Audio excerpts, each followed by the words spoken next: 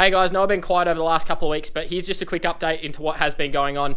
Have been doing a fair bit of training. The volume has been ramping up, and just with all of that in the lead up to the race, we've got 3 weeks to go. I just haven't had the time to go out and set up cameras and record the sessions or any of that. We had some up and down weather as well. Some days it's been 35 and sunny outside. Like a day like today, it's windy and raining sideways. So it has been a bit all over the place to show you exactly what I'm doing in my training and show you I actually am going out there and training. But you can trust me that I have been doing it.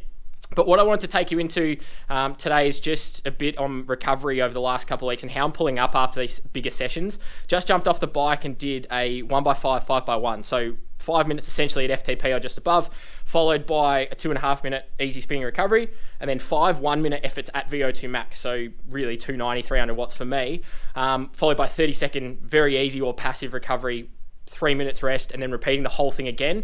It's a solid session. Legs are pretty sore and tired. Just had a shower. So I'm going to take you through my recovery routine after. Obviously on the bike, after the session, I did a bit of an active recovery. So kept the legs spinning for 5-6 minutes, jumped off, had a shower. Now I'm going to get into my recovery routine. So first things first, I'm going to jump the recovery boots for about half an hour. You're pretty familiar with those and how they work. Glute and muscle pump, helping to flush out the legs, clear out some of that metabolic byproduct, the lactic acid that has accumulated. So I'm going to jump in those, grab something to eat, start to rehydrate myself, and then we'll get stuck into some of the other things that I've just started using the last couple of weeks that are starting to help me recover a little bit better and just help me feel a little bit better going into backing up sessions in the same day, but then also into tomorrow, the next day, and backing up during the week. So hopefully it's a bit of an insight into some of the things you can do recovery-wise and what I'm doing to help pull up, but I better get these boots started, and yeah, we'll see how we go.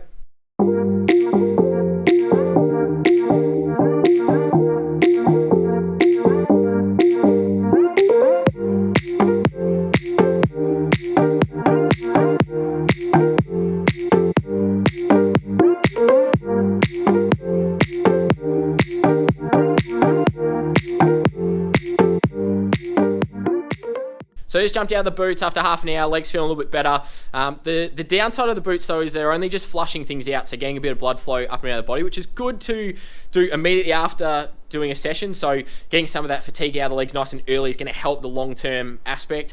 While I'm down, sitting down on the couch, getting some food in, had a banana, getting some fluid back into the system as well, really starts to help that recovery process, just getting carbs back in to fuel up again, ready to go for further on, but also add the recovery process. So a few other things now, after I've gone through that, it's quite sort of, when I say soft, it's just air compression onto the legs, so you're getting that blood flow happening. What it isn't doing is getting right in there and getting out some of the tight stuff. So I've got a few things I've been playing with over the last couple of weeks that are definitely starting to help me do that. So the first one being this foam roller here.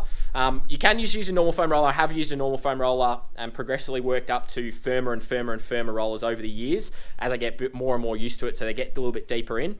This one, however, is a little bit different, a little bit special. It's got a little button on the top, and if I push it, it actually starts to vibrate. You might be able to hear it, maybe not.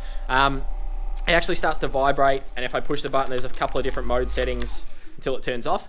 What that does is just provide a little bit of vibration therapy, which has been shown to just improve a little bit of range of motion overall. So basically the vibration just helps play around with the tension in the muscle, relaxes everything. I actually find it's really good chucking under my back and doing some back arches and extensions as required to get into a nice aero position on my bike, as you can see over the shoulder.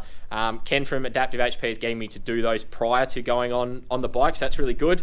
Doing the same thing using the roller there. But I just find that like a low frequency vibration just helps me relax, and I can just sort of settle in. It's just a nice sort of sensation just to really take the load off overall. Get a little bit loose, nice and quick. Don't have to put too much effort in, because again, with the vibration, what it's doing is it's helping loosen everything up.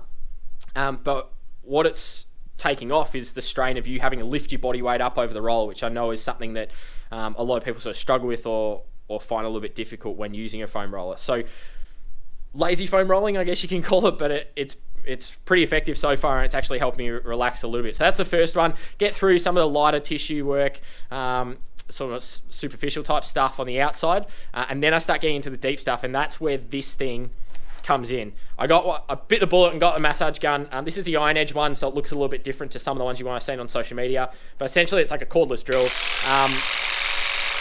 Push the button and it starts pummeling in. gets in there a little bit deeper, and there's a couple of different heads you can use on the top. I find it really good, particularly my calves, getting into the hamstrings, but then also getting right into the middle of the groin. If you have any groin issues, I come from sort of, obviously, as you know, footy background, change of direction, etc., a bit more tightness through the groin. I found it's a lot easier to use the massage gun to get at lower intensities, so on the lighter settings, to get into the groin and then progressively work your way up into higher settings. It's just a little bit easier to move than something like a foam roller. It's difficult to get a lacrosse ball in there. I find that to be really good. Also on the quads, amazing. Getting into the shoulder too prior to a swim. Again, just 30 seconds into each shoulder helps loosening things up. It's really good before the gym as well. But then post-session, running, cycling, whatever it may be, if you're getting any sort of tightness, particularly through the calf, it just helps loosen off really quick because it gets right in there. Reasonably easy to maneuver, and it's a good one as well. If you've got a partner or a friend or someone, give them the gun, because I'm sure they'll have a bunch of fun playing around with it. You can just lie down, they can get right into your hamstrings. It actually means they don't have to do much work. They literally just turn it on and just hold it down. That you can apply more pressure or less pressure as you like. You can increase how rapidly it sort of fires into you as well. I'm going to have a bit of a play on these for the next little while, just help loosen everything up, and get right in there, ready to prepare for tomorrow. We're going to be jumping in the pool and doing some harder stuff in the pool, and then into a big set of sessions over the weekend. So hopefully that's giving you a bit of insight into how I'm recovering at the moment, the types of things I'm now starting to use. Hopefully I'll get a bit more footage of some training as the weather starts to warm up, and I can actually get it done for you. Sorry again, but last couple of weeks, big push coming, but then we'll get into the taper, and hopefully we're ready for race day.